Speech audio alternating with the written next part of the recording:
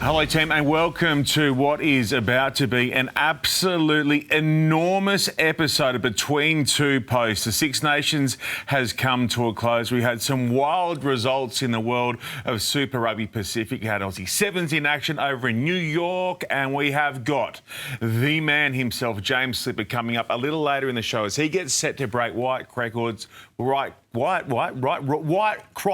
record of 202 Super Rugby caps. And to help me get through this huge episode, Morgan Tourney, and back in the centre position, Nick Fanger Phipps. Men, welcome.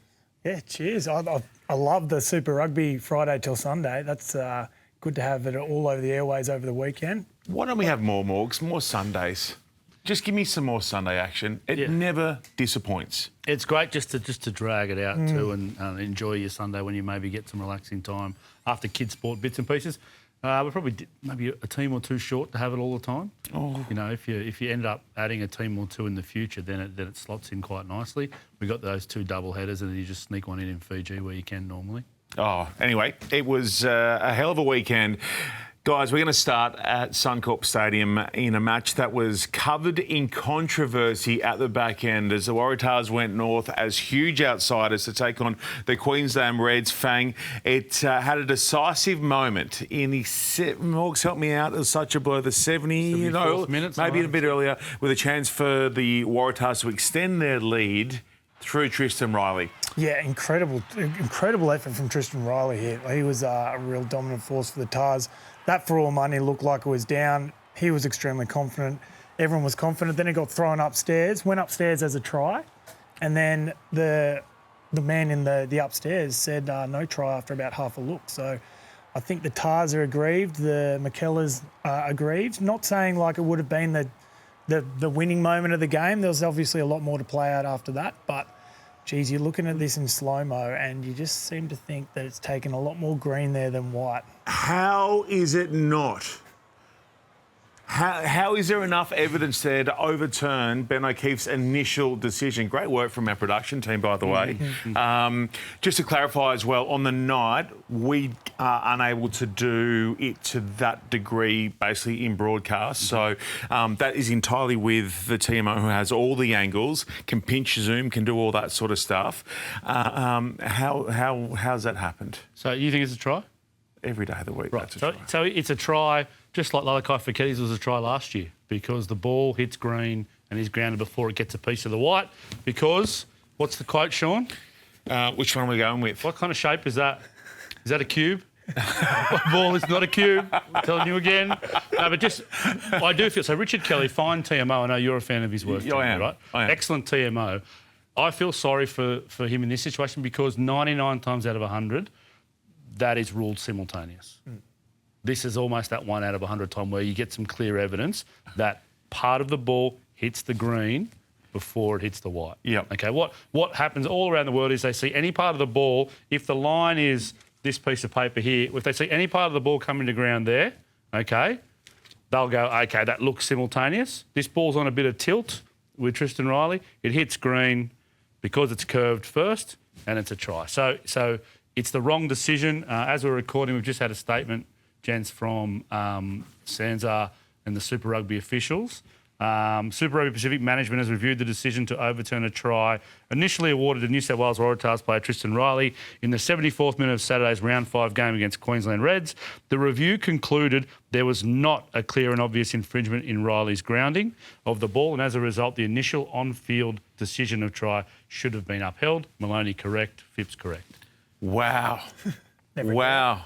So Dan McKellar was already like boiling post-game, did a great job to sort of keep a lid on and not get fined.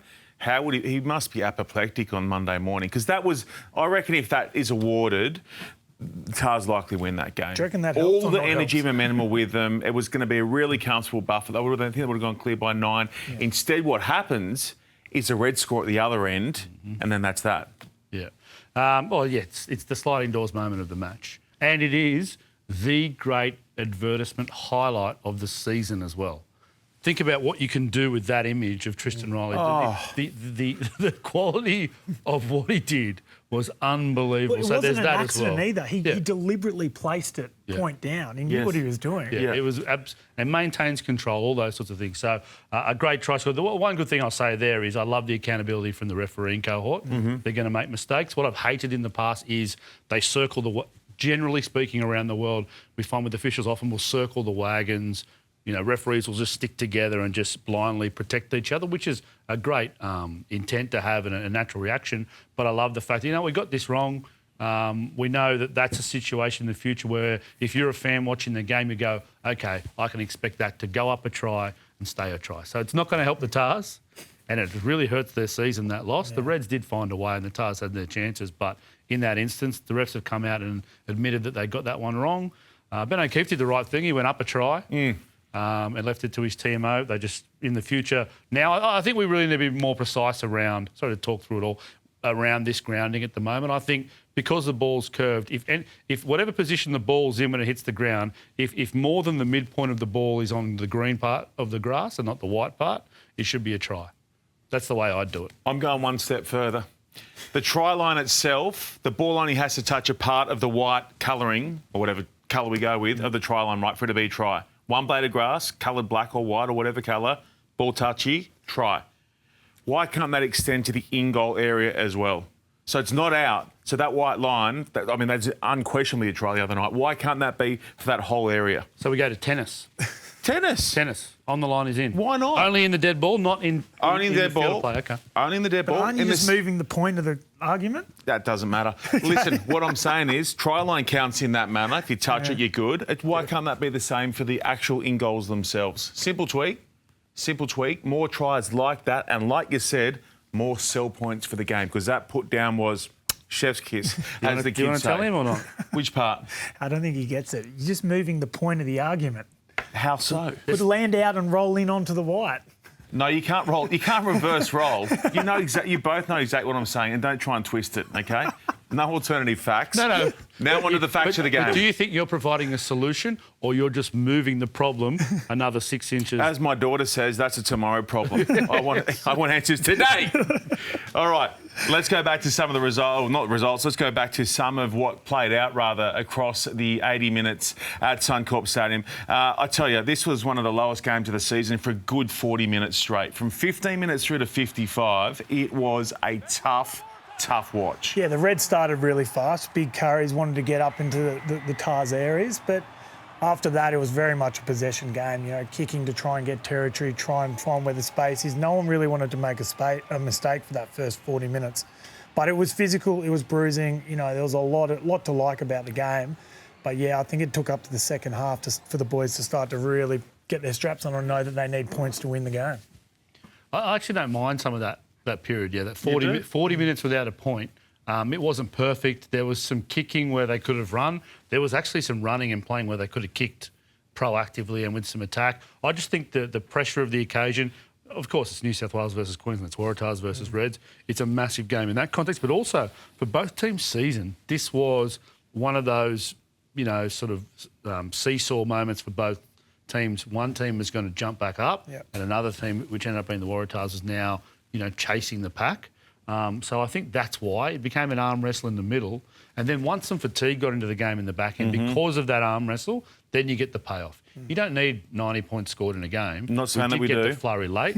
Not saying that we do. But I still found that 40 minutes intriguing tactically, physically, but I get it as a product. And also, you had the people of Queensland sat around you, or Brisbane sat around you. The moaning, groaning and frustration was so evident, even through our effects, Mike. So you knew that was the vibe. But as you say, geez, we get treated to one of the great final quarters of a derby match between the Reds and Tars, as one of the premier pickup signings of the year went in for the Tars through Moananu. Ioane Moananu off the back of a great rolling maul. And then Carter Gordon. So this is... what a sub this bloke is. What a bloke this is to start with as well from McKellar. He's been fantastic pickup. And this is when the Waratahs started to really just roll their sleeves up. Bit more patience and persistence. They dominated the possession for the game. The territory was 62% possession. They had it for 61% of the game. their execution, they had 20 turnovers to the Reds 12. So it's those little things that didn't really give the Tars the opportunity to keep attacking. But this was a game-breaking moment, I think. Jock Campbell was outstanding during the game. He was everywhere, very elusive, popping up in the right areas. And then this is just like a great try from Carter Gordon, always picking up, knowing where the ball's going to land. That's what good players do. And the Reds started to get that momentum towards the back end of the game started seesawing. Both teams really having a crack, wanting to get down there and score some points. And, the fans were treated to it after a tough first 40 start. There's one thing I love about the Reds is that anytime there's a line break, this team comes alive. They're one of the great teams after a line break. They flood the space, they chase for the same hole, but then they also find where the defence aren't. Potter could easily have come up and taken that the other end as well. So lots and lots of little moments in this match could have decided it. No tries for Max Jorgensen, but another try assist, if you don't mind. I don't know how he did this. There's nothing doing. There was great lead up into this try as well. Really good interplay. And then just getting the opportunity down that side, seeing the space and Jorgensen just managing to do what he does, and Potter picks up a nice, easy try there. This is when you sort of started to feel like the Tars were on the march. They were starting to get the momentum, the ascendancy into the game.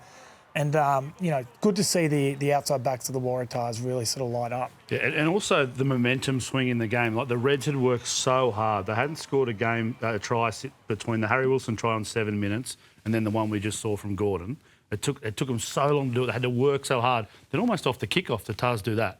And so that's probably 3 or 4 weeks in a row that a team is defending well. Look at the Reds there. They would have been happy with their shape defensively.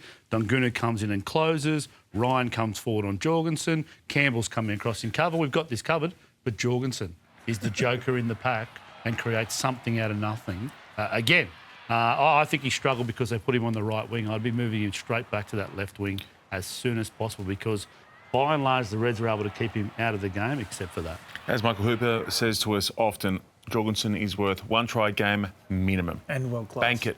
And that he's world class and that he's elite. Love saying that too, does Hoops. Triston Reilly, we had the no try, but that came after Isaac. So that was the turning point. Is Isaac Henry scores off the back of some Lipo magic.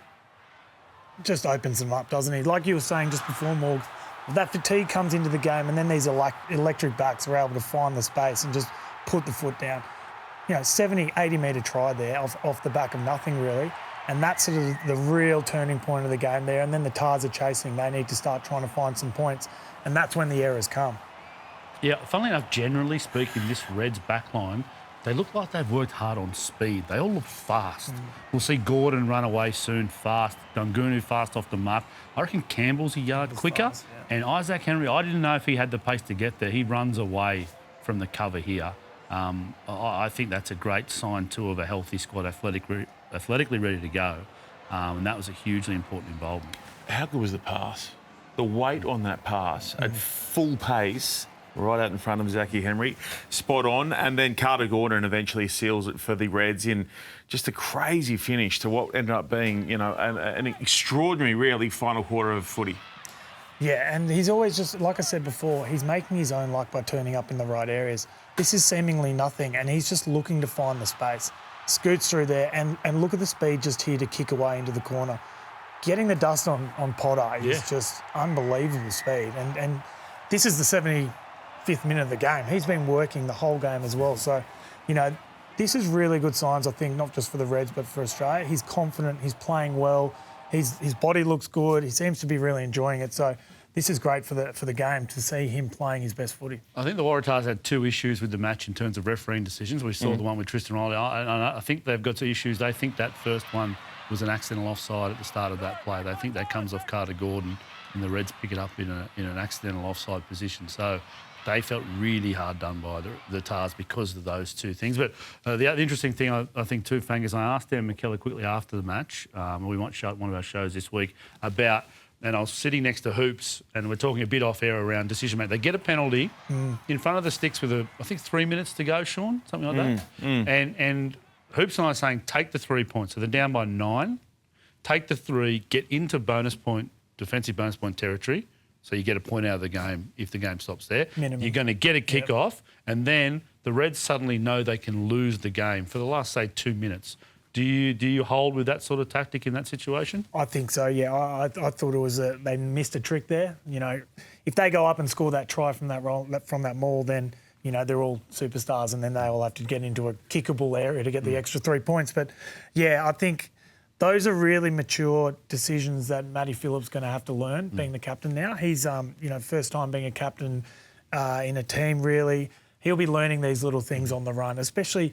Imagine being a forward and having your head in the red mist for 80 minutes and then having to make calls like this at the back end of the game. So he'll be better from that. You know, Hoops as well, he talks about how hard it was for him to learn to take those threes at the smart times of the game. And, yeah, I think they missed a little bit of a trick there, losing bonus point. Although perfect, it would have been something to take home back from Queensland. They may have found a solution long-term for Reilly, who's out for another 8 minimum, in Triston Reilly. Geez, that bloke can play.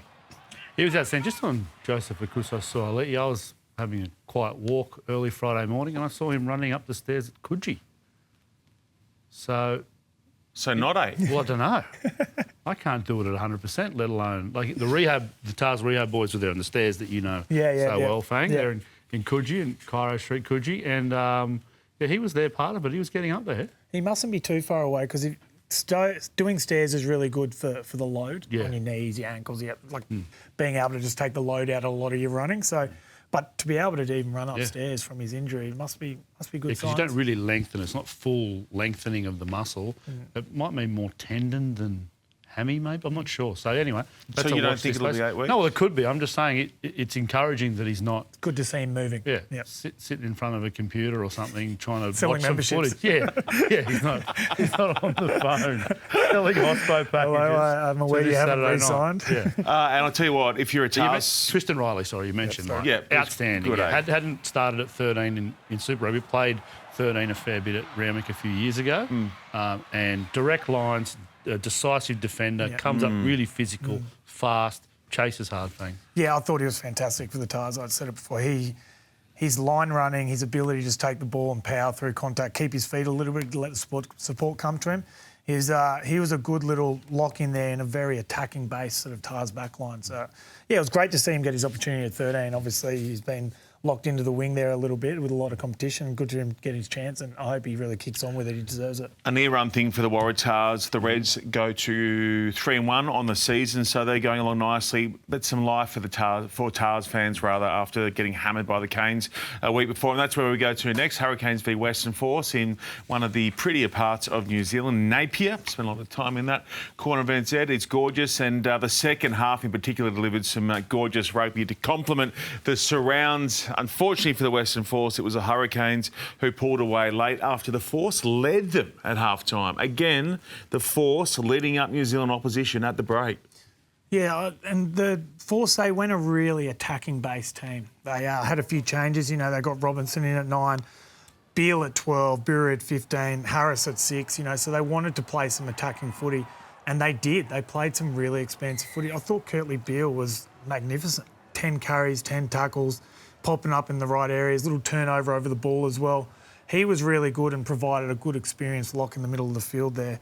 But, you know, Lancaster picked up 2 tries during the game. I love how he's forcing his name in the conversation with Lomax and Ram coming next year as well. There's a lot of spoiled for choice cronies there. But, yeah, it was just really, you know, they up at 8-0 at half-time and then just sort of, you know, Hurricanes just climbed back, chewed them back into the game because their bench was so strong. They had a lot of depth on the bench there to be able to sort of bring on and just blow the Force away towards the back end. Yeah, I think you could look at this match and you could look at the tail of the way the points were scored. You take the names away, except for who scored the points, and it looks like so many matches for the Western Force since 2006.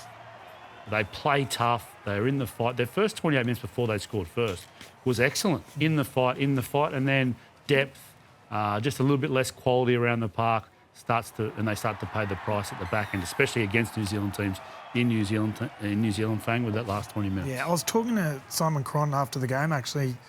He said the 40 to 60 minute sniffing, mark. No, just see what's around there. 40 to 60 minutes, 4 penalties, 4 simple turnovers. Yeah. He's like, we're so good, we're working so hard for all our points.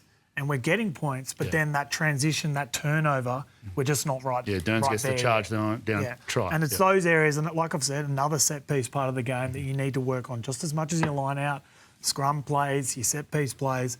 That is a big part of the game now. So there are obviously signs there for the Western Force going forward that they can compete with the heavyweights, of which the Hurricanes certainly are an outfit. We now turn our attention, fellas, to Ba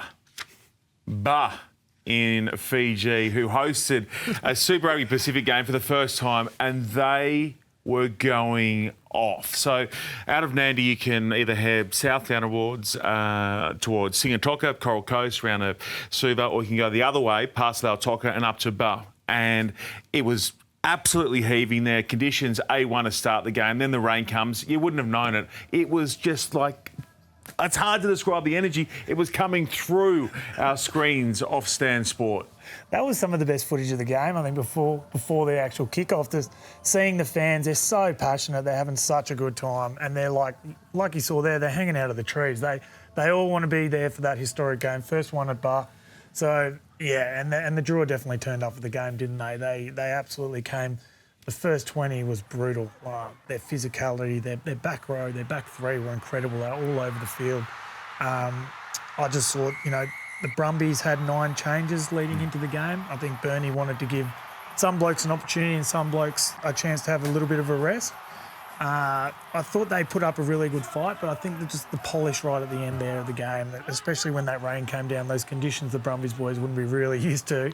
I think they just sort of kicked away there. But I don't think there's too much to lose there. Obviously, Brumbies didn't get the win, but a lot of blokes would have got a lot of experience there. Thorne at 9, I thought was fantastic. A lot of players stood up. Andy Muirhead put in a real captain's knock, 18 carries during the game. And I think there's a little bit to take away from there, and they'll be a much better team this week at home. Yeah, I think we might have not seen where the game was going to go, but what kind of game it was going to be when we saw Stephen Larkham's selection. And then, changed the game. The weather changed the game. I think the Brumbies were comfortable in the way they wanted to play, and they knew that there were some troops coming later. And then the Drua, funnily enough, were outstanding in the wet conditions, handling-wise, tactically. I loved, actually, the Drua, how pragmatic and mature they were taking points. They took penalty goals. And that just added up in terms of the points. Because this match... It was 5 tries apiece. Yeah. This match, there's a 20-point difference between the team with 20 minutes to go. And it was like, is that the score? It was a bit of that. I loved this performance from the Drua. And the way, you look at the Samavondre offload off the deck and the pick-up from Drua Sessi for his second try. Those little moments built around quality set piece, good defence, a little bit better discipline, pragmatic taking points. They got the balance right, the Drua. And then there were 2. So leading into this weekend, only 3 teams the Drua hadn't beaten. That's now only the Blues and the Highlanders once they beat the Brumbies for the first time. Do you remember Simon Rowley when he put that clip up of I remember Simon, of course. He's a good manly man. He was working at Drua and he's looked outside and it's just a field and ground's like that far underwater. It's heaving rain and there's just Fijians everywhere playing footy. That's why they were so good. They just live and breathe that sort of stuff. They'll play in any weather. Their skills, like you said, their skills are incredible in that wet. It was so good, the offload game. Their breakdown work was brutal. Violent, a little bit red line sometimes, but that's brutal. The line. That's exactly. And big respect. I don't know how the Green Rockets roll, but I remember, Morgs, you telling me that particularly in French club rugby, for away games, quite often you're not sending you bank every home game as a win, as almost a lock, and things go. But away games, you're kind of more inclined to be a little less worried about the result. Is that fair to say in French club rugby? Definitely. Do you think Super Rugby coaches now that aren't based in Fiji are taking a similar approach to sending their squads to take on the Drua up there? Yeah, but I think they're getting punished for it now. Yeah. Drua they're good. They're very good at home. You can't send a B team like, the Sunwolves was a little bit similar back in the day. You used to be able to send a developing team into the Sunwolves. R.I.P. the Moondogs. Oh, jeez. But yeah, I think Bernie would have liked to win there, I think, and he'll be disappointed. And I think a lot of those players will learn a lot from that, but that's a loss that you're missing out on. Don't forget, they did it last year. He did the same thing last year and they won. Round 1. And he was a genius. Over there. Yeah, and we were like, huge win. that set up their whole season, really. So I think Super Rugby is a very different world these days away from home. That takes a lot out of the modern player, that trip up there, the trying conditions. They're not going to South Africa for 3 weeks. they're not used to the travel as much. Perth is the big travel, and so he's going to Fiji. And once you get there with Fiji, so some players, you can understand why coaches are like, okay, I've got to rejuvenate my group at some stage. I might as well get double bang for my buck by not having to put my key players through that. If we get a half a result, it's great. And if not, we've copped it. And they copped it. They did. But big Rob Valentini, 100 super games. Yeah, Congratulations. It's no 203. 100 already. Nice for him to do it there too. And all good. Consistently good. He's an absolute weapon. So, Drua take down the Brumbies. Other results from the weekend. Crusaders put away the Highlanders in the South Island derby, and the Blues down Moana Pacifica in that Sunday afternoon game that Fang alluded to earlier. You can catch all those highlights on platform. There's plenty of tries scored in particular by the Blues, who are starting to look more and more dangerous as the season goes on. Posties time, fellas. Hard weekend, really tough because well, you don't have to give it to the winning players that have rolled out across the weekend, but generally they do gravitate that way, which leaves us with only the Reds as winners. Who have you got? Me first. I got Triston Reilly for 1. Sorry, no Reds, but he was the best player in the Tars. It was obviously a tight contest. 41 metres gained. He carried hard. He tackled hard. Should have been given that try that we now know. He was everywhere. I thought he took his opportunity at 13 really well, and I loved it. Yeah, good shout. I've got 1 point Derby Lancaster, already referred to it. Lethal when given some opportunity, but busy. Busy, beat some tackles, carried hard. The more we see him get off his wing, the better it'll be for both the force and him individually. I thought it was excellent. Carter Gordon, 1 point me. Ooh. Yeah, 2 tries. Only one. Only one. Yeah, I love it. Well, just goes to show you how good the other 2 are that I'm going with. Very, very good. 2 tries, as you said, and controlled the game beautifully, and I'm very happy to see him back playing with the Reds. Yep. 2 points. Who have you got? I had Carter Gordon too. Oh. Yep, just the 2 line breaks, 7 carries, 10 tackles. We've already spoken about him. Good to see him playing with a lot of confidence. I'm so glad to see him back in the Reds there in a very competitive number 10 position. So he's doing really well, and I'm glad. I like seeing the Reds do well. I hope they really kick on the back of him for the season. 2 points, Triston Reilly, absolutely outstanding. All the things that we've mentioned, physical and direct, both with and without the ball. Also, what I found interesting, especially in the back end of the game, Joey Walton and he threw the ball, passed the ball 22 times. Once they got to that, the Tars, they started to look good. They got a bit more shift out of their midfield. Reilly was 8 of those passes, so I love his balance between run and pass as a 13, and he found a way, which has been hard for Waratah's 13s, as we've talked about, to get into the game at times. He did it well. Jock Campbell, arguably the form 15 in Aussie Super Rugby at the moment. Who am I leaving out? No one. Muirhead's playing real well. Playing well. Between those 2, he's on fire. He's absolutely on fire. As you said, Morgs, he's added a touch of pace. He's really threatening now, especially when the game breaks up a touch. Can control 10, 15 step in, and he's doing a terrific job for Les Kiss. My 3 points. Hit me. Campbell. I thought he was fantastic. Just a natural-looking footballer. Obviously, like you just said before, 2 line breaks, 11 carries, but it was 7 minutes to go. His try-saving tackle on Triston Reilly. That's the sort of little things that you've got international coaches looking at, and you're just thinking, yeah, he's good. He's ready for the next level, and you'd love to see him build on his caps that he got back in 03. No, you've cost us, Shawnee, 3 points, Jock Campbell. Oh. I thought he was outstanding, yep. A few defenders beaten as well. There's one carry where he actually gets away from Triston Reilly when he gets slotted, defending well. And that's always going to be the thing at test level, the next level up, is, okay, can he deal with the physical rigours of test match rugby? He's showing all the signs that he can. I thought he was outstanding. I might have gone as a bit of an outlier this week. I've gone Zachy Henry. Isaac Henry, the centre for the Reds. I know no Paisami, I know no Dre Pakeho. I've been waiting and waiting and waiting. Remember when he kicked through, they had the game up in Townsville, maybe against the Chiefs, and he came out and went berserk. Scored a couple of tries there. This is going back a couple of years. It was it's almost COVID times. Chiefs got a red card. But has been smashed, Fang, with injury. Absolutely smashed. He is enormous. I mean, he is absolutely huge. He's a big presence.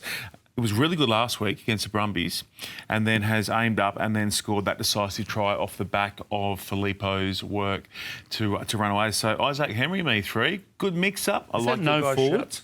No forwards. No. Salakai could have easily grabbed a couple of points. He was really good the other night. I'm happy about that. So no Feechy Feech. So close. Well done to our postie points getters this week. Fellas, the Six Nations come to a close. I tell you what, they're doing it well up there. And as we said last week, welcome to the party, pal, when it comes to scoring big points in a game, because we had some huge scorelines delivered, and the big one was obviously France putting away England 48-46 in front of a wild and frenzied French crowd there at Stade de France. Guys, this was nuts. So, to give this match context, France just needed to beat England to take the title because Ireland had previously beaten Scotland earlier in the day, and you thought, yeah, okay, France, Louis, BRE, get it done. But England, dig in. Yeah, and England hadn't had a great tournament so far, very disappointing tournament. So they were desperate for a win as well. And, geez, it wasn't even like the defence was bad. It was just scintillating attack. Every sort of play, shape, they were playing with width. The big boys were working hard through the middle. You know, they were just turning up in the attack stakes, and it's glad to see a few points up there, and I reckon they might get a taste of it and they might like it. France were gone. Before half-time, 27-17 with a minute to go before half-time, they are gone. The Ireland, mate, it's St Paddy's Day's come early. Yeah. It was done. Just the momentum went all the way away from France from earlier in the game. England were outstanding. It's one of the best games of rugby I've seen. It was that good. It was brilliant. Defensively, both defensive coaches there. Well, Sean Edwards isn't too bad because he's won his 7th Six Nations. That was a great interview. Yeah, that was a great quote. Right at the end, he goes, "That's my 7th," and walked off. Yeah. But so he's not too bad. He's got a bottle of Chateau Neuf de Pape or something celebrating. But the defence coaches won't be happy. But in terms of spectacle, quality, the individual performances of 40-odd players. This is an outstanding game of footy. And the momentum shifts. They're gone, and they get the penalty try and the yellow card France just before half-time to get them back into the game. Then they look like they're going to close it out. Then England, they get the momentum back as well. This is the twos and fros, the ebbs and flows of this match was outstanding. But it all came down to the final kick. The Six Nations was decided in the final kick of the tournament. I mean, Morgs always say you couldn't script it. Could you really script it? With Thomas Ramo nailing it? Yeah, 8 out of 8. So he kicked well the whole game as well. Got the glory at the end there, well deserved. Him and Jalibert, the 10-15, were incredible for France. And not just the goal kicking, but the open play kicking had it on an absolute dime. The England boys be ruining that one. I think, you know, that try, the last try they scored to go into the lead, and they thought they'd iced it. And then... they celebrated like they did too. Celebrated and then turned it over 2 minutes later. That's going to hurt. And Chesham, 10 out of 10 game, but he didn't want to run it under the post before celebrating a little bit. Another 2 points there would have been nice. So all little things for England. But, last week how we spoke about the England coach, he'll be under pressure. I don't think there'll be too much under pressure in that game. I thought. So he's back. Borthwick back. He's bought himself another series. Poor bloke. He has been like. Remember him coming into the Six Nations? He was going to win Coach of the Year. Yeah. Well, they were talking up winning the next 10 straight. Everything. They couldn't find a match. Some of their past players couldn't find a match they were going to lose before a World Cup final. They're like, well, no, we won't lose that. Then where are we going to lose? France in Paris, so we'll win that. Then we're going down to Southern Hemisphere, we'll win that. And then we'll win this, and then we'll win that. And South Africa and Cape Town will win that. Yeah. Like, genuinely, that's where they were. And then he was out of a job, but they're back. The content's there. They'll be fine. But France I mean, what about Dupont? Like, has one bad game, and everyone's like, "Oh, is he the best in the world?" Well, yes. Yeah. Evidently, he still can mix it and mix it with the top end of town. He was big in that as well. So, also, sorry, the one worth mentioning. I wasn't sure if you were going to. Is BLBOA has scored a try in every match of the Six Nations 2 years in a row. Hang on, He's scored at least one try. Yep. In every Six Nations match in 2025. Yep. And every Six Nations match in 2026. It's frightening. He's like 27 tries in 24 games or something. That is just unbelievable. Pass the ball, you hog. Yeah. Well, mate, just a little bit like what Toop says about Jorgo. He's worth nearly 2. He's worth 1.5 tries a game. That's top ticket. Good ROI on that. Pick him every week. The other results across the week, and Ireland had given themselves a chance to take the title. When they lost that first game, with the way that the following matches were to come, they were only a 3% chance of becoming Six Nations, according to the algorithm, becoming Six Nations champions, but gave themselves a red-hot shot after taking down England and then Scotland as well. They hammered Scotland from the first half, where they were back to being the Ireland we've come used to watching, boys. Yeah, it was. The first half, 3 tries and just dominated them physically. The Ireland was so good. They've been great this whole tournament except for that first game. You know, they're the Ireland of old. They work hard for each other. They play, quite expansive footy, and Gibson Park just kicking it on a dime the whole game, put them in the best positions ever. It was actually quite an interesting game, sort of with 20 to go, starting to get really tight. Scotland coming back. Russell put the team on his back and decided to take them forward. This tried great interplay between the forwards to get them over the top. But, yeah, 2 late tries to O'Brien sort of ultimately sealed the deal, and the Guinness was flowing in Dublin. Crowley, Fang, do you think it's his jersey now? I think so, yeah. I think he's done enough in those last few games. They're funny, Ireland. They're a little bit like Australian. They pin losses on 10s, and they're quite happy to do so. And it's a lot more tribal over there between sort of Munster and Leinster. Yeah. If you support either team, you know your 10's the best and there's no one else. So, yeah, I think that's probably his from now on. He's got to have a really good URC tournament now to secure it and get himself, those mid-season tournaments, mid-season Ireland games. And, yeah, he definitely controlled the game a lot better than, the first few games of the Six Nations. Wales, finally, the drought has been broken. They are back winners in the Six Nations off the back of a stunning performance in many ways. Back at home in front of a full Principality up against the Italians, who beat England last week. They raced out to a 31-zip lead. It's nothing better than when that joint's full, and Wales are actually going along okay, Fang, and Italy fought back late, but not enough. Not enough from Azzurri. It was dominant from Wales, and you knew they were desperate for a win. Wainwright, first 2 tries, just absolutely gave the Italian forwards a bath, just dominating over the top of them. I thought it was the actual stadium was heaving. You could hear it through still sold out? Yeah, they just love it. Like, it's so good. There's nothing better than playing. That's one of the best stadiums to play in the world. The choir before the game, it's always full. Before the choir. The bus down behind the horses to the game, and the pubs are full, overflowing. But I think we're all pleased to see Wales get a win there. They deserve it. No one likes to see Wales going down every single game. Good for Steve Tandy there. He's one of our own as well. Good to see him doing well, and hopefully they kick on from there. As Morgs said, one of the great games of rugby, England v France. So if you've got a moment through the week and you want to just sink your teeth into some outrageous Six Nations action, watch the highlights on Stan Sport. Well worth a look back, so to Scotland and Ireland. Fellas, time for our BTP MVP from week 5, and we are sending it all the way to New York, where Maddie Levi has been crowned as a try scorer with 250 to her name. She becomes the first Australian ever to do that in the World 7 Series, and she's the quickest ever to have done it as well. Maddie Levi, you are the BTP MVP, fellas. A quick word on Maddie.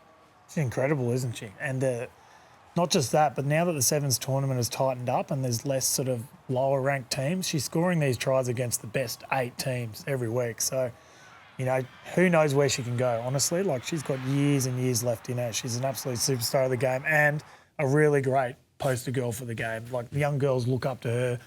Both codes, league, union, doesn't matter. They all really respect the way she plays the game, and she's very generous with her time to her fans. Yeah, you talk about generous with her time. She's flying back whenever they're about to fly back, probably lands Wednesday. She's off to Molong in country New South Wales on Friday to do kids clinics and community activations. Like, that's the mark of the human being. She's, as a footballer, teams change the way they play when they play Maddie Levi. Lots of teams are marking 2 people on her, one either side.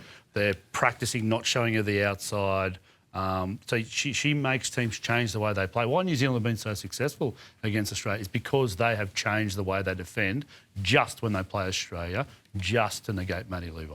OK, I want to set another one for you. So the all-time record is held by Michaela Blythe of New Zealand. She has 287 to her name, OK? We now go to the World Championship stages of the series. Means there'll be an extra game each weekend because we go from 8 teams to 12. More footy. Got 3 tournaments to go. Do we see her score 37 tries, maybe even 38 across those 3 tourneys to become the all-time sevens try scorer before the year's out? Well, if Jorgo's worth 1 a game, you're 1.5 a game. She's 2, easy. Minimum 2. Yeah, minimum 2. She's So, what, 10, 11 a tournament? Yeah. Yeah, Will roughly. she be just short, maybe? Yeah, but will she? Well, once she gets a sniff too, she knows it's just there. Maybe the girls are passing over the line. Get her a few more. Could be good. What, do you want to have a bottle on this? No, we've got enough bottles going with Saying you. yes or no? We I'll- got 1 bottle going and we got like 3 that you owe. Okay, well, I'm going to go yes. Okay, I'll go no. I think there's going to be a poor, lesser-known team who gets absolutely destroyed and she scores 7 in a match in Spain, and then that's that. I'm going to call Walsh again to rest her a couple of games. Save the legs. Mate, Perth next year. Surely that's where we wanted to do it. Yeah, that could be good too. Another quick check-in on that. The Aussie man had a really good crack, but came into a red-hot Argentinian outfit. They finished 4th in New York. Good series overall. It beat South Africa in the pool. Yeah, South crazy. Africa win the whole thing. And then they lost to Fiji in the was it semi? Yeah. And the women came up just short, a point short. In I don't really want to go into that because it's still giving me the heebie-jeebies a few hours after having watched it. But a point short against New Zealand, who take out that series into the World Championship side of things now. Okay, time now to finish the show strong. We're about to catch up with the Wallabies, Brumbies and Reds legend who is about to become the all-time Super Rugby cap record holder. Fellas, I speak of the one, the only, the legend himself, James Slipper, on his way to cracking the Super Rugby record. Slips, welcome. How are you in this massive, massive week? I'm good. I'm excited. Yeah, I guess it's come up pretty quickly in the last couple of weeks. So we're here now, and just looking forward to getting out there. There's nothing like a milestone week, Slippy. So how are the boys treating you this week? Are there T-shirts? What's happening? I'm sure the boys are getting around you. I'm not too sure, mate. Fang, it's Monday morning, mate. So I'd be disappointed if they started pretty early. But no doubt there'll be something going on later in the week. But to be fair, we spent all morning reviewing the Drua game, so we'll get to meet later in the week, I reckon. Well, does that mean that you had your feet up? Then you're up the back of the room like, none of this is my fault, boys. And what did they do with you last week? Was it the classic week off? We'll go and flog you for a week. No, the Brums they were really good with me. There was a few of us who've played majority of the games. We've actually done a lot of travel this year already, so it was just nice to get away and kind of try and refresh as much as we can. I spent most of my time in the gym just to keep my weight on. It's probably at that stage of my career where I started dwindling away. But yeah, it was a good week. They looked after me, so ready to go this week. Slips, you want to make this more about you, mate, because the 3 of us each love you. Tell me, I'm going to make this a little bit serious for a tiny bit. When you made that transition from the Reds all those years ago down to the Brumbies, did you ever foresee that you'd have this longevity and go past White Crockett? It's a good question. No, I probably didn't expect to play here for as long as I did, and in general play the game for as long as I have. I was thinking this morning, this is my 8th year here down in Canberra this year, and it's gone quick. Like, I've really enjoyed my time. When I first came down here, I thought it would be a couple of years and then I'd move on. But really fell in love with the place, and I've enjoyed my rugby here. In terms of the record, like, that's never something I really strive or set out to do or to accomplish. It's just kind of happened that way. I've never really gone overseas, and I've always stayed in Super Rugby. So I've given myself the best chance to get there. But yeah, it wasn't something that I was had to tick off. Slippy, I was lucky enough to meet you at the back end of your first Super Rugby season 16 years ago. What advice would you have for that young, beautiful, fresh-faced little man now? Oh, gee, I'd have a fair bit of advice for him. He was a young bloke, really enjoyed his game. He loved playing rugby and probably didn't take it too seriously. So not that you got to take it seriously, but you got to enjoy what you do. You got to invest time into your body. You got to invest time into the game itself. Probably didn't do that as much as I do now. But yeah, one thing I always look back on fondly, especially the early days. We got a fair bit of success there at the Reds at the time, and it was a great period of my career. So it was always fun when you're playing with Morgs, mate. That's right. Well, if you do get to speak to yourself from then, can you take the sports almanac with you and give it to me at Reds training? We might do all right off the back of that. Mate, you've played 202, and we can't wait to see you break the record. There's been so many massive matches, so many that if you even go on the Stan Sport platform, you see you running around right throughout all of them. Is there a moment, a match that stands out for you? There's plenty of moments, plenty of matches that really stand out. Going all the way back to the Reds Championship, Premiership in 2011, and then in recent times, even the win in Christchurch at the start of this year. Last year, winning it over at Eden Park for the Brumbies was really special as well. So I'd probably say, the 2011 Premiership, and then a couple of big results, hoodoos for us as a club here at the Brumbies in recent times that have been really great. Slips, Morgs brought this up really well last year when you cracked 150 with the Wallabies. So 150 there plus 200 here's 350 weeks.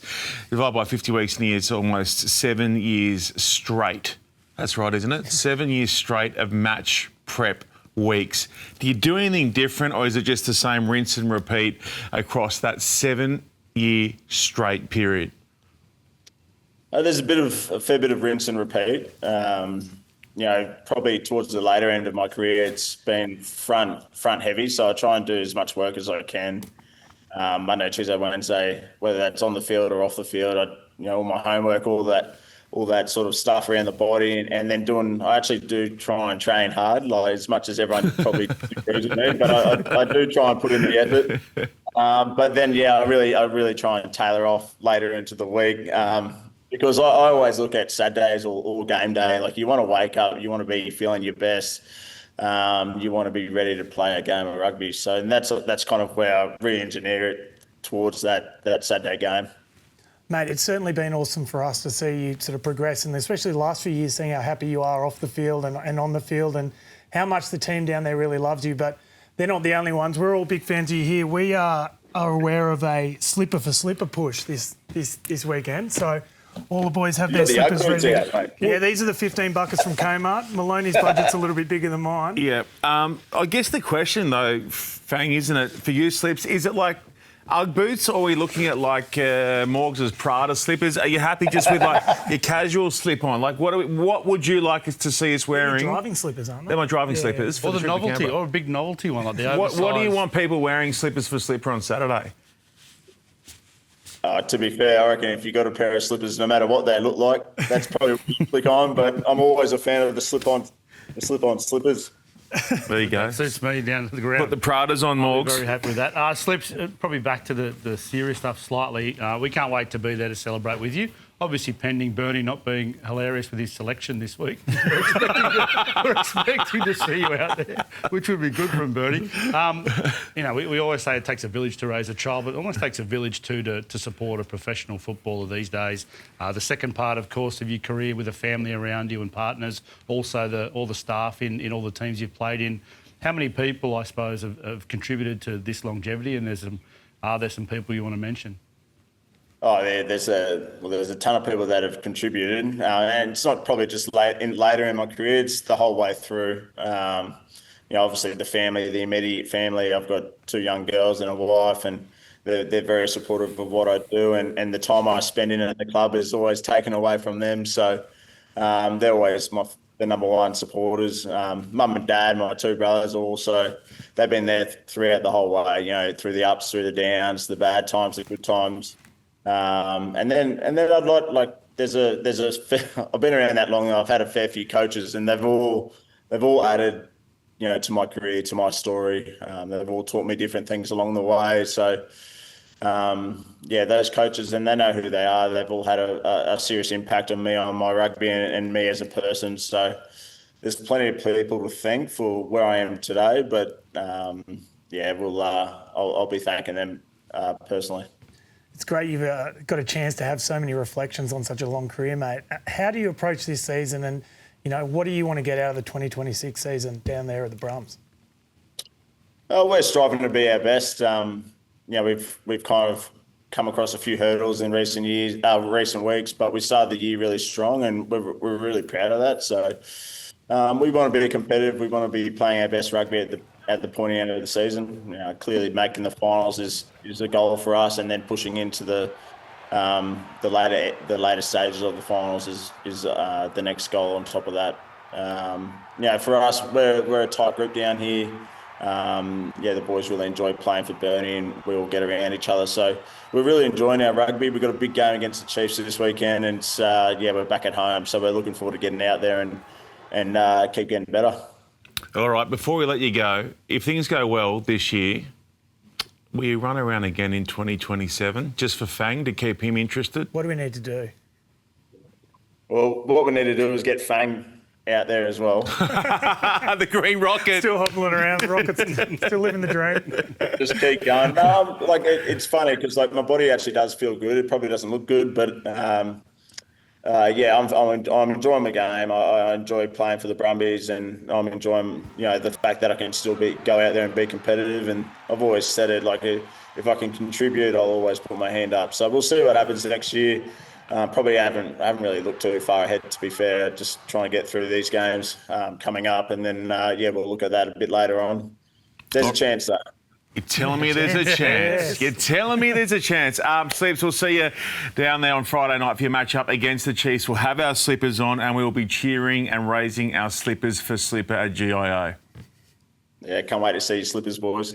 Nice one. How good. What an absolute champion. Absolutely. And I think you might have even been here on set around his 150th as well. He's just a terrific human, right? Just the longevity and the ability to back up. It's funny how every single group he's in, they all have similar slip stories.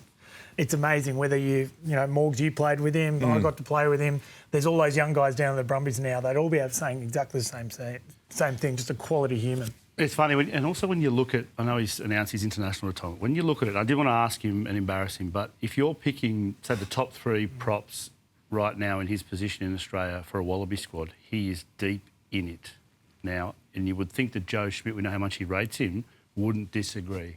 I just wonder whether there's another act to go. Another chapter to the book.